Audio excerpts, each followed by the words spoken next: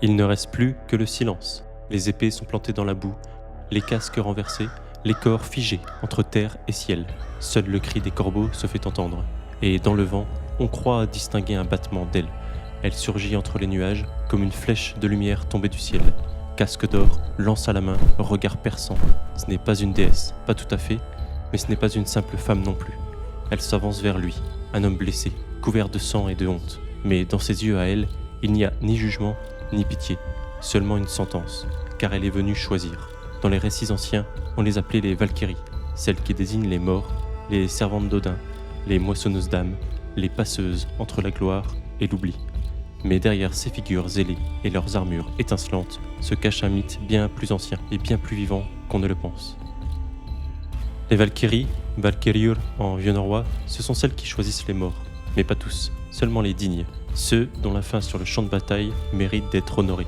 Elles sont les servantes d'Odin, chargées de rassembler les plus valeureux guerriers pour le Valhalla, où ces morts honorables deviennent les Einherjar, les soldats de l'Apocalypse, prêts à se battre aux côtés des dieux lors du Ragnarok. Certaines chevauchent des chevaux ailés, leurs armures miroitent dans les yeux du nord et leurs lances tracent des aurores boréales dans la nuit.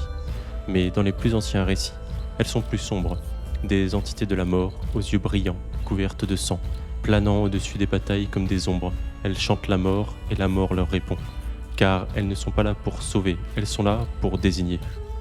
Mais réduire les Valkyries à des faucheuses célestes serait une erreur. Elles ne se contentent pas d'exécuter les ordres, elles choisissent et parfois elles désobéissent. Certaines tombent amoureuses d'humains, d'autres refusent de suivre les ordres d'Odin.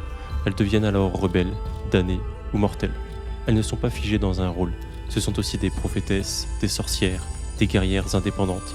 Elles apparaissent dans les rêves, prédisent la chute des rois ou bénissent les armées. Elles incarnent une puissance féminine ambivalente, à la fois douce et terrifiante.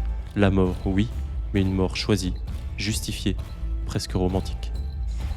Certaines Valkyries ont laissé des traces bien plus profondes. Leur nom est devenu légende. On a notamment Brunhilde, la plus célèbre. Elle avait défié Odin, pris parti pour un guerrier que le dieu voulait voir tomber. Pour cela, elle fut punie.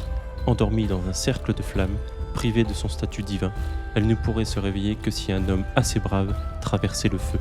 Ce fut Sigurd, héros tragique, aimé, puis trahi. Leur histoire est une cascade de trahisons, de malédictions, de morts.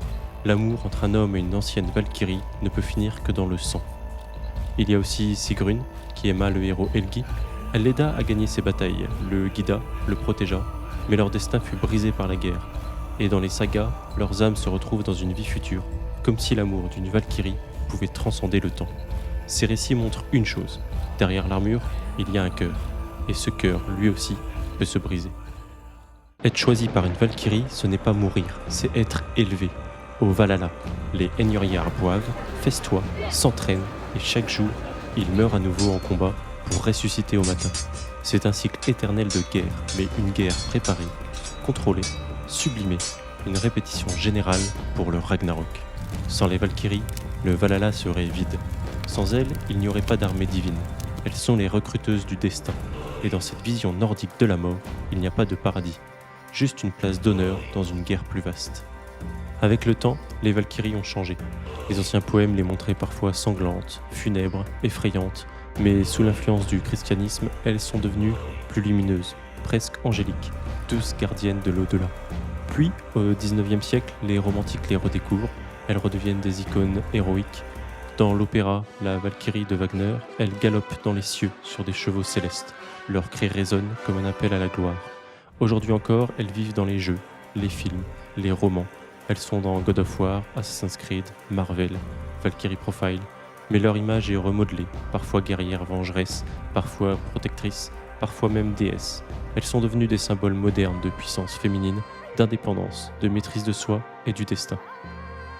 Mais malgré les siècles, malgré les interprétations, le cœur du mythe reste intact. Les Valkyries ne sont pas là pour nous sauver, elles sont là pour nous rappeler que la gloire ne se donne pas, elle se gagne. Qu'il faut d'abord tomber pour pouvoir s'élever, qu'il faut se battre même si on sent la fin venir. Elles sont la mémoire du combat, la voix qui murmure « Tu n'es pas seul, tu ne tomberas pas pour rien ». Et dans le silence des champs de bataille oubliés, certains disent que si l'on tend l'oreille, on peut encore entendre le bruissement de leurs ailes.